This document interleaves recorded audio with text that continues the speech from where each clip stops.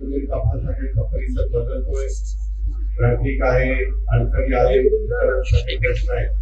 आज इकडची सगळी पाणी काढण्याच्या सगळे अधिकारी घेऊन आलेलो होतो आणि आज बरेच गोष्टीच्या बद्दलचे निर्णय घेतले. आता अनेक अधिकाऱ्यांशी पण बोललेलो आहे आणि तुम्हाला नजीकच्या काळामध्ये तुमचा सहकारी, तुमच्या जिल्ह्याचा पालकमंत्री, राज्याचा अर्थमंत्री या नात्याने ह्याच्यातले प्रश्नांच्या करता मी आज Shekhar Singh, PCMC commissioner, PMRD commissioner Yogesh Mhase, विभागीय आयुक्त फुलफुलवार, कलेक्टर, मुख्य कार्यकारी अधिकारी एमआयडीसीचे राठोड, दुसरे वानखेडे, पीडब्ल्यूडीचे अतुल पवार, महावितरणचे काकडे, कदम नॅशनल हायवेचे, असं मित्रांनो अनेक अधिकाऱ्यांना मी तिथं बोलवलेलं होतं आणि त्यांना काय सूचना द्यायच्या, एमआयडीसीला काय करायचं, पीडब्ल्यूडीला काय करायचं,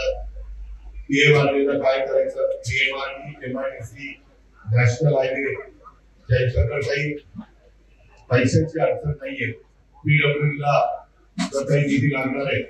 मला आता तळेगाव ते साखर किंवा शिक्रापूर, तर पहिल्या टप्प्यामध्ये तळेगाव ते साखर हा रस्ता हा साधारण 6 लेन करण्याचं ठरवलेलं आहे आणि त्या प्रकारे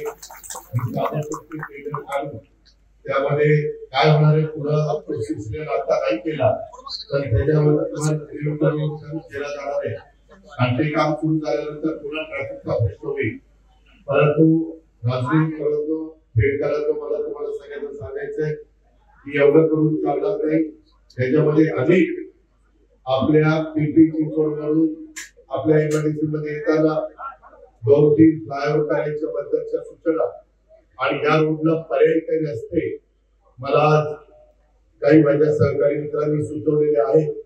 त्याबद्दल देखील मी त्याला मान्यता देण्याचं ठरवलेलं आहे आणि तशा पद्धतीनं वरिष्ठ अधिकाऱ्यांची पण मी सकाळी बोलून त्याच्याबद्दलचा निर्णय घेतलेला आहे आणि त्याच्यामुळं बरेच दिवसाचं लगेच काही ते होणार नाही, पण काही दिवसात तुम्हाला ह्याच्यात मार्ग निघालेला दिसेल.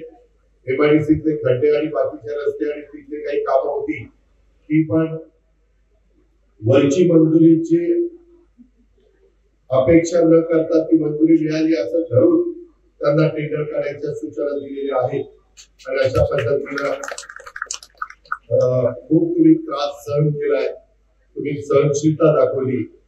पूर्वीचा आपला खेडचा परिसर, राजगुरुनगरचा परिसर आणि त्याच्यानंतर झालेली आपली इंडस्ट्री ही आपल्याला सांगतो तुम्हाला आवडत किंवा न आवडत, पण कदाचित आपल्याला नजीकच्या काळामध्ये साखर आणि या सगळ्या परिसरामध्ये महानगरपालिका करावी लागणार आहे आणि महानगरपालिका केल्याशिवाय आपल्याला अधिकचा निधी आणि बाकीच्या ज्या काही रुंद रस्ते, अंडरग्राउंड ड्रेनेज, स्ट्रॉंग वॉटर जाण्याच्या करताची व्यवस्था, अशा अनेक बाबी असतात.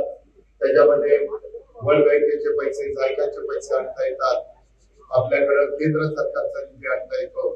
या प्रकारे आपल्याला ते करावं लागेल. कदाचित काहींना ते आवडेल, काहींना आवडणार नाही, परंतु मित्रांनो काळानुरूप निर्णय घ्यावे लागतात.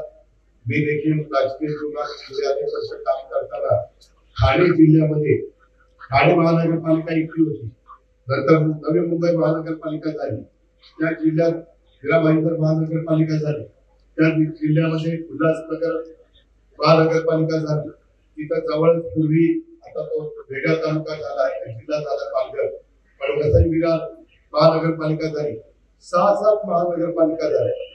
तसं आपल्या जिल्ह्यात पुढे पिंपरी चिंचवड, त्याच्यानंतर वाघवस्ती, लोणी काळभोर, वाघोली, मांजरी, दोन्ही मांजरी या सगळ्या भागामध्ये तिथे एक महानगरपालिका करावं लागेल.